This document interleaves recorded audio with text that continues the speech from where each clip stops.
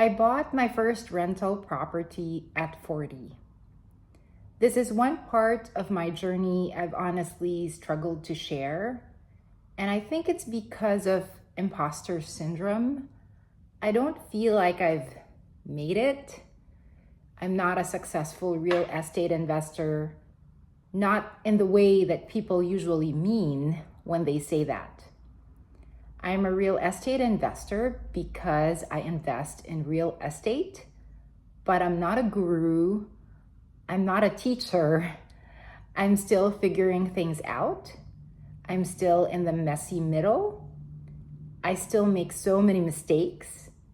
And sometimes I don't get the returns I was expecting. So this video isn't about hitting a home run. It's not about building a huge portfolio or creating life-changing cash flow or even replacing my W-2 income. It's about sharing a real story. And I'm sharing it because it's part of my midlife money and miles journey.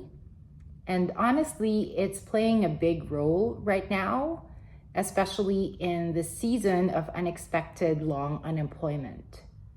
That first rental that I bought at 40, it's one reason I have income coming in right now. I felt like I should have started sooner. I actually thought about buying a rental property around 35, but I didn't really take action. Then in 2017, I got laid off. That experience was tough. You walk into the office thinking it's a normal day, and then just like that, it's your last day. Thankfully, I found a new job 6 weeks later. Then in 2019, it happened again. Another layoff. This time, I found a job within 4 weeks. Again, very grateful, but that second layoff stuck with me. It made me realize this could keep happening. Layoffs are just a reality here, and I didn't want to keep being in that same vulnerable spot. So I decided I'm going to try real estate investing. It was 2019, and I was ready to at least start the process. It took some time. I didn't close on my first rental until April 2021. But if I were to summarize it in 7 steps, here's what helped me get there. Step 1, I educated myself. Before spending a single dollar on real estate, I spent time reading. I read books like The ABCs of Rental Property Investing by Ken McElroy, Rental Property Investing by Brandon Turner, Tax-Free Wealth by Tom Wheelwright, Long Distance Real Estate Investing by David Green. I'm leaving a link in the description if any of you are interested. Those books gave me a foundation. They helped me understand how to run numbers and why cash flow matters. They helped me feel less overwhelmed. I think it was Warren Buffett who said he doesn't invest in things he doesn't understand. Those books helped me understand what I was getting myself into. Step 2, I picked a market. I live in a high cost of living area, so investing locally didn't make sense for me. I first looked at Sacramento. I could drive there, but even that didn't really work from a cash flow perspective. Eventually, I pivoted to Central Arkansas, where my sister lives. It was across the country, and I wasn't sure I could make it work.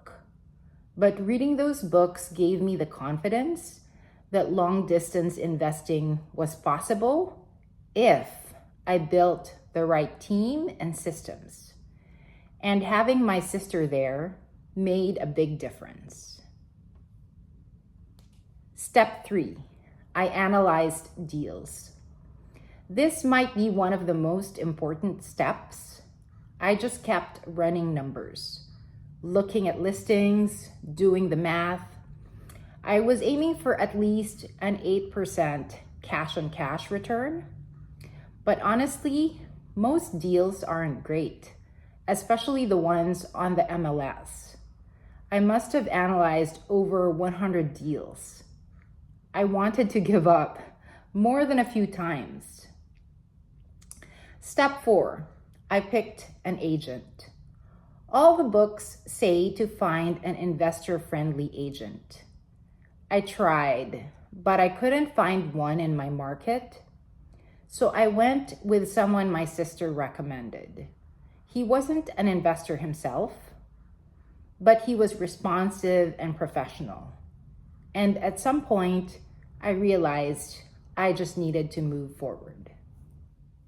Step 5, I made offers. I made offers based on my numbers, not the list price. I made 1 to 3 offers a week. This went on for more than a year. There were a countless number of rejections. For context, I started this process in early 2020. I didn't close on a property until April 2021. That's over a year of looking at deals, making offers, and getting rejected. Eventually, I realized this first deal didn't need to be amazing. It just needed to happen. I dropped my target return to 5%. Even that was hard to find, but it helped me stay in the game. Step 6, I kept going. There's not much to say here. I just didn't give up, even though I wanted to, so many countless times. Step 7, I closed on my first rental. In April 2021, I finally closed. It was a turnkey property. It was listed for rent the very next day. 2 weeks later, it was rented for $1,100 a month. When I ran the numbers again, my cash on cash return came out closer to 7%, better than I expected. Here's a photo of my sister with the keys right after closing. I truly couldn't have done it without her. She was my eyes and ears in the market and a huge part of why this worked. What I learned is this: you don't need to have it all figured out. You just need to take one step and then the next one. If you're in step 1, don't worry about step 5 or 6. Just take step 2. That's the story of how I bought my first rental at 40. It wasn't easy, and it definitely wasn't quick, but it was worth it. If you're in your 30s or 40s and thinking about getting into real estate, or even just feeling like you're late to the game, I hope this helped you see that it's possible to start. I'd really love to hear from you. Have you thought about buying a rental? Or are you already in that journey? Let me know in the comments. I read them all, and I'd love to hear your story too. Thanks for being here, and I'll see you in the next one.